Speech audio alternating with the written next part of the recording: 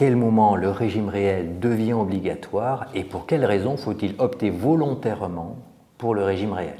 Le régime micro-BNC est un régime simplifié destiné aux professionnels libéraux dont l'activité reste de taille modeste. Sur le plan fiscal, le fonctionnement est simple. Le professionnel déclare uniquement son chiffre d'affaires encaissé. L'administration fiscale applique ensuite automatiquement un abattement forfaitaire de 34% pour déterminer le revenu imposable. Sur le plan social, les cotisations sont généralement calculées selon le régime micro-social simplifié. Elles correspondent à un pourcentage du chiffre d'affaires encaissé. Le montant des cotisations est de 23,2% du chiffre d'affaires. L'un des grands avantages du régime micro réside dans sa simplicité administrative. Les obligations comptables sont limitées. Il suffit de tenir un livre des recettes. Le régime réel, appelé régime de la déclaration contrôlée pour les professions libérales, repose sur une logique différente. Sur le plan fiscal, le bénéfice imposable correspond à la différence entre les recettes encaissées et les dépenses décaissées pour l'activité.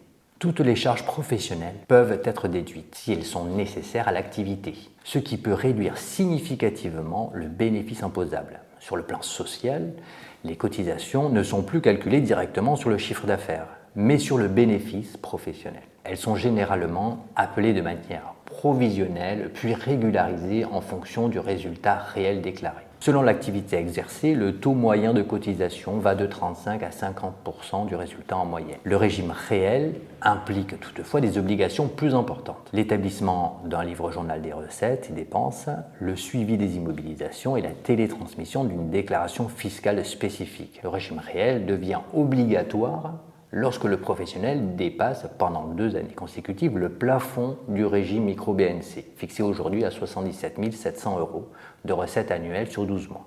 Même lorsqu'il est possible de rester au régime micro, il peut être plus intéressant d'opter pour le régime réel.